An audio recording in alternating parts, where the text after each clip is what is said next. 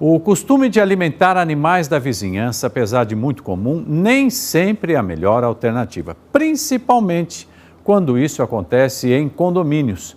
Isso porque acaba gerando confusão entre os moradores. E a Lohana Nunes está de volta agora para falar um pouco dessa relação. Tem gente que fala, mas precisa alimentar o gato que chega aqui na rua, como é que faz? Está aqui no condomínio, eu vou alimentar. É confusão, né, Lohana? Confusão, viu, Mauro? E olha, eu confesso a você que eu sou da defesa dos animais. Eu fico morrendo de dó quando vejo um animal de rua, já quero alimentar, já quero colocar ração, água.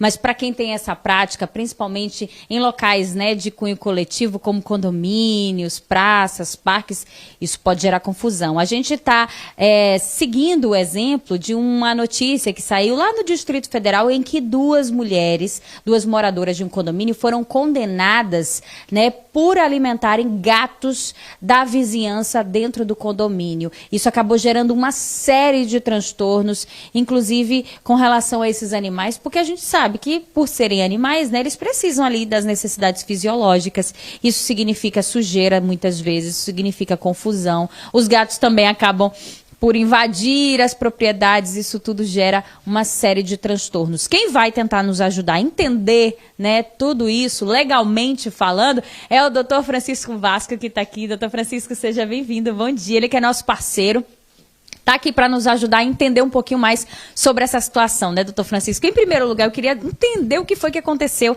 nessa condenação, que inclusive gerou recurso, elas tentaram recorrer disso e ainda assim mantiveram a condenação. Foi tão grave assim alimentar os animaizinhos? Doutor, explica pra gente. Bom dia, seja bem-vindo. Bom dia a todos, obrigado pelo convite. É uma situação não tão peculiar assim, é até comum de acontecer, são os animais comunitários, bem dizer, no direito, hoje a gente se refere a eles com essa nomenclatura. E aquela situação, tudo aquilo que exacerba, que passa do limite em relação à segurança, à salubridade e outros aspectos condominiais, precisa ter uma aplicação do regimento interno, da convenção e, nesse caso específico, do próprio judiciário. Pois é, e nesse caso específico gerou muitos transtornos, né, doutor? O senhor teve acesso ali a algumas informações desse auto e eu queria que o senhor explicasse para a gente o tanto de transtorno que gerou essa condenação. Isso pode acontecer em outros casos também? As pessoas precisam ficar alerta? É bom a gente deixar claro que, em regra, não há vedação da criação e da alimentação, do cuidado desses animais. Porém, nesse caso específico, e a matéria deixa isso muito claro, a própria sentença, assim como o recurso que foi julgado, foi mantida a sentença, deixa claro que ali teve uma situação trazendo questões de urina, de fezes, da proliferação dos animais no ambiente de convivência comum entre os condôminos, crianças que circulam naquela localidade.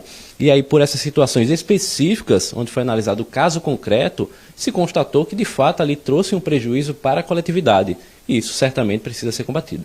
Pois é, esse combate aí deve ser pensado, porque a gente fala, quando a gente fala de animais, a gente não está falando só dos pets que a gente deixa na nossa casa, que tem resguardo legal, mas muito além disso, aqueles animais que às vezes precisam de ajuda, a gente dá a mão, a gente alimenta, a gente dá água e se torna um morador daquele local, porque ali ele encontra aquele tipo de afeto, aquela alimentação, né, aquele cuidado. Por isso que tem muitas pessoas que se solidarizam com esses animais, que já têm um viés de cuidado, de gatos, cachorros, que de certa forma estão ali já porque foram abandonados em outros lares, ou estão ali na rua e buscam um abrigo, né, uma alimentação, e nada melhor que cuidar desses animais, até porque se o condomínio simplesmente largar de mão, pode configurar aí um crime de abandono, né, e até de maus tratos em relação a esses bichanos. Então nada melhor que o condomínio estabelecer regras, tanto em relação ao local que eles vão ser alimentados, regras de cuidados, vacinação, castração, são questões de segurança que vão trazer ali para o dia a dia e eu acredito que, se bem aplicadas, dificilmente vai trazer qualquer consequência para os moradores. E dentro desses casos, né, como a gente estava conversando anteriormente, doutor, é uma linha tênue, né, entre alimentar os animais, ajudar os animais ou não maltratá-los e ainda assim não trazer nenhum desconforto aos moradores. Então, existe esse bom senso e em casos que se perde o controle, começa alimentando vem outros, O que fazer? Como proceder? E como é que a nossa legislação prevê isso como penalidade? Hoje, Alagoas não tem uma legislação específica para a questão dos animais comunitários, não de forma material em relação aos condomínios. Porém, nada melhor do que regulamentar esse assunto, seja pela questão da alimentação, da proliferação também dos animais que acontece. A partir do momento que chega um animal para se alimentar, outros vão surgir. Então, estabelecer regras de convivência, estabelecer responsabilidades, porque não é justo com todos os moradores que aquelas pessoas que estão ali, de certa forma, cuidando dos animais, não tenham também responsabilidades em relação a danos materiais, no caso de arranhar um veículo, no caso até de arranhar uma criança, passar uma doença, né? São situações que precisam ser controladas e não dá simplesmente para deixar os animais ali, de qualquer forma, à sua sorte.